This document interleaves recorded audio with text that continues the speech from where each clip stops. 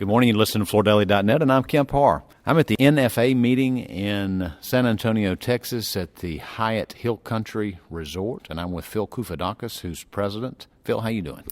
I'm doing fantastic, Kemp. You're also the owner of Baker Brothers, which is a multi-store retail chain in Phoenix, Arizona. How's business in Phoenix?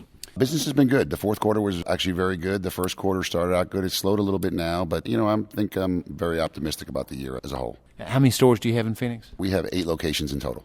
And from a promotion perspective, are you doing what you've been doing in Phoenix? If you're talking about like advertising and stuff, I think we've spent probably more money on television this year than we have in the past, less money on radio, looking at more web stuff, a little less newspaper stuff. So it's a kind of an ever-moving target. And how are you feeling about where 14 is going to take us? I think 14 will be solid, but less than spectacular. I think that the rumors of the great economic recovery are greatly exaggerated.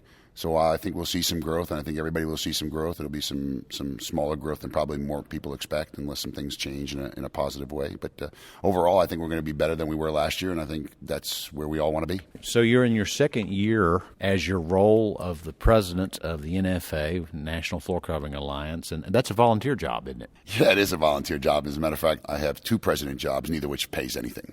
But it's a lot of fun. Just as we look, as the members come here and we look at who's here, there's been some minor changes in membership. On the West Coast, MMM has no longer a member because of business conditions, and you've got a new member coming in from Michigan, DeGraff Interiors, right?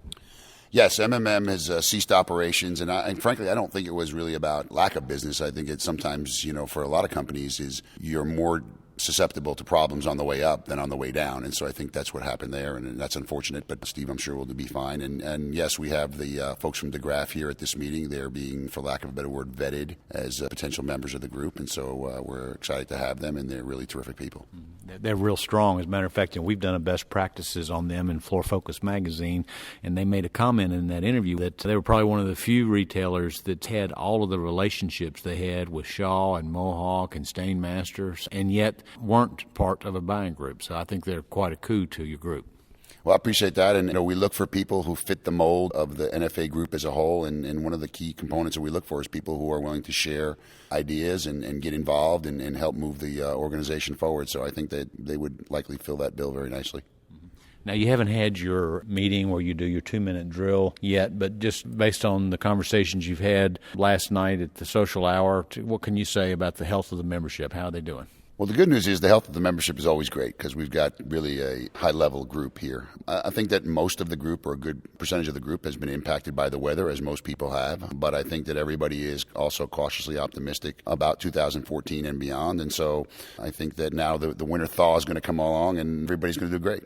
When you first took this role, I interviewed you and asked you what you wanted to accomplish, and 2 of the things that stand out to me is that you wanted to realign the committees within the organization, and you also wanted to continue to build on the NFA brand. Talk about how you've done on those 2 objectives. Well, I would say this. I would give the committee restructuring an A, not because of anything that I've done, but really the committee people, the committee chairs, and all the people who got involved in the new committee structure have really been unbelievable in terms of giving of their time and getting involved and doing things. And so, the whole idea of restructuring the committees was having less committees but more people involved. And, with the power of the people we have and the brain power of the people we have, getting them all involved has just been incredible. So it's actually lessened a lot of the work on myself as the president and the next president who comes in beyond me, and really made us more effective as an organization, which is great. On the brand side, we've got a lot of initiatives that we're working on, and it's really been a long-term strategy for us, and I don't see us changing that, and we've started to make some strides in one direction or another and on some of the things that we're doing, and we've had some vendor partners who've stepped up and taken advantage of that, and so I think we're moving at a pretty good pace, and I think we're all kind of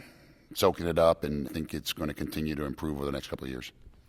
Well, one observation I make today, because we just finished your day of speed dating with all your vendors, and I went around and I heard some of this. You've started a private label NFA carpet collection. I think it's really neat how you've set it up because you've got 3 vendor partners who are involved in this, right? We do. We have the Phoenix folks, the Royalty Camelot folks, and the Beaulieu folks that have agreed to get involved in this program with us. And really what it boiled down to was an opportunity for the group to be able to sample products that they might not normally have a place for, that we thought were really high-quality nylon products, very good-looking, very high style, some really good values. And we thought that as a standalone, neither of the vendors could bring a package together.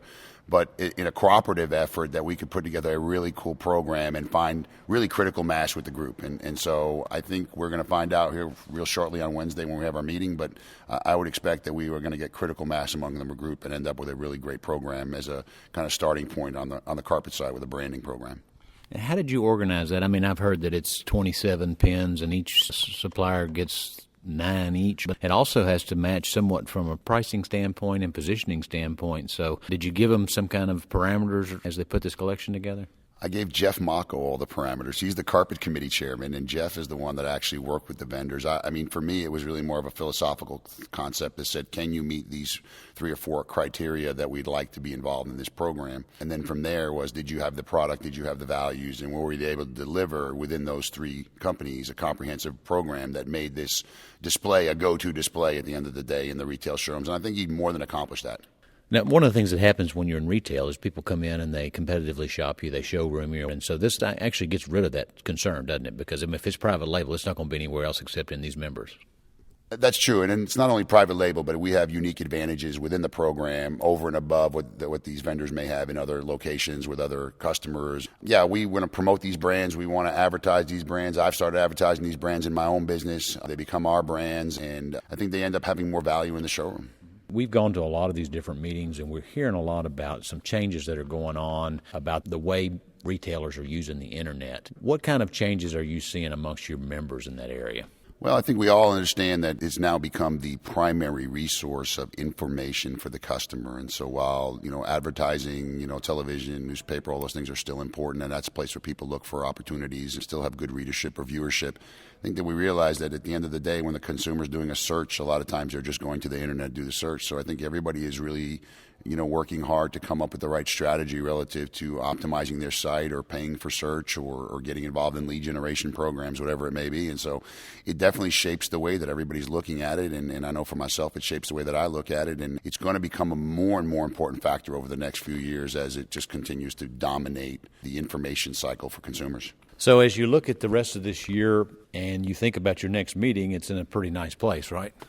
Yeah, you can thank Steve Coles for that. We're having our next meeting in Hawaii, which is really good. We all can slum it a little bit and have a good time in Hawaii. So we're really excited about that, and it's really fantastic. And, for me, it's my swan song. It'll be my last meeting, so that'll be great. A good way to go out on a high note. So is there anything else you want to get accomplished prior to this next election? Well, the last thing that we have on the agenda, we are working hard to streamline our specialty vendor program, which we do in surfaces in Las Vegas, and we're trying to put a little bit more structure to it and tighten that down a little bit, make sure it has great value to the members and great value to the vendors. And so we had a board meeting about that 2 days ago. So we're in the process of putting down some pretty strong guidelines in paper so that we can all be on the same page. And I think that when we're done, we will have a significantly better program than we have today.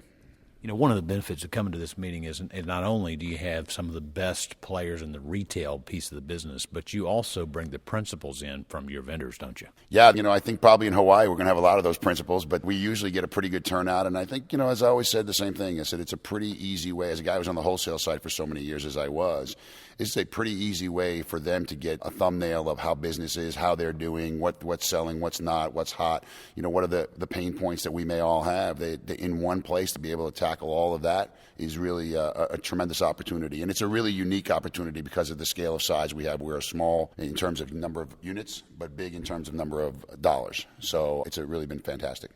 All right, Phil, great to talk to you. I hope the rest of the meeting goes well. Again, been talking to Phil Koufidakis, who is the owner of Baker Brothers in Phoenix and also the president of the National Floorcovering Alliance. And you've been listening to Kempar and FloorDaily.net.